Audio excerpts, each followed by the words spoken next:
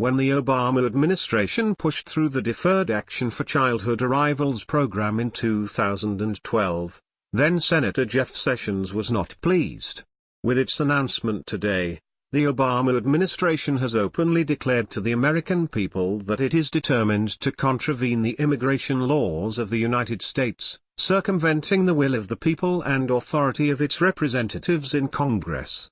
In fact, this policy is far broader than the version of the DREAM Act rejected by Congress on a bipartisan basis and contains almost no enforceable limits and requirements, the lawmaker from Alabama said in a June 15, 2012, statement. Sessions, one of the earliest supporters of President Trump's campaign in 2016, was picked to take over the helm of the Justice Department. Since taking on the role as the nation's top law enforcement officer, he has been turning many of Trump's campaign promises into concrete policies. Rescinding DACA, not to mention the fact that Sessions was the one to formally announce it, was no surprise to several people who know him from his days as a senator. You can't understand Jeff Sessions if you don't understand his rock-solid commitment to the rule of law and the Constitution, a long-term former Sessions aide told the Washington Examiner in a phone interview. The aide requested anonymity to speak candidly. According to the aide, Sessions greatly lamented about what he saw as the politicization of the Justice Department under the Obama administration. So combining that with his deep passion and love for the department made becoming Attorney General an ideal fit. Regardless of the policy, he saw DACA as a grave threat to the constitutional separation of powers, the aide said, adding Sessions was worried such a precedent could have been set endorsing such powers they could be used to effect numerous policy changes never approved by Congress. Another former Sessions aide told the Washington Examiner that in addition to the DACA policy in general, he was more so concerned how the policy was put into place.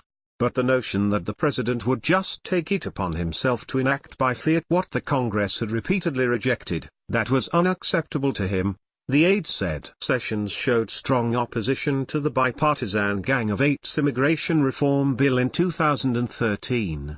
Though the bill passed in the Senate despite Sessions' objections, it failed in the House.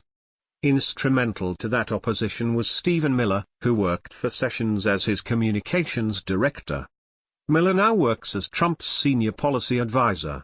Sessions has long been an anti-immigration hardliner for years. Ilyas Omin, a professor of law at George Mason University, told the Washington Examiner.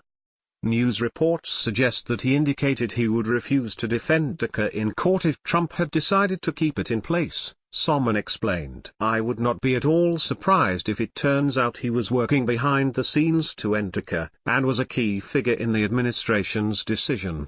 Elizabeth Cohen, a professor at the Maxwell School of Citizenship and Public Affairs at Syracuse University, said Sessions' primary goal of his political tenure has been to crack down on immigrants. He has set DACA in his sights, and this is likely not the last anti-immigrant gesture he will make as Attorney General, she told the Washington Examiner. Former federal prosecutor Renato Mariotti noted that Sessions opposed the DREAM Act in 2010, helping to defeat it, which led to Obama pushing through DACA. Sessions' role in ending DACA was the continuation of the views he championed for years.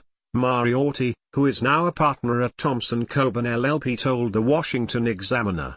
On Tuesday, Sessions announced the end of DACA from the Justice Department in Washington. He also said he had sent a letter to the Department of Homeland Security recommending the end of the program, calling it an open-ended circumvention of immigration laws and an unconstitutional exercise of authority by the executive branch.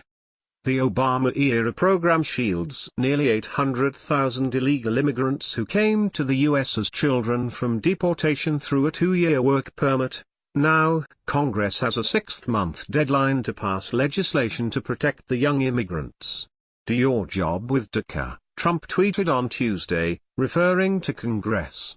During his presidential campaign, Trump referred to DACA as illegal amnesty, but earlier in the year he said he would deal with the issue with heart, giving some DACA supporters hope he wouldn't rescind the program.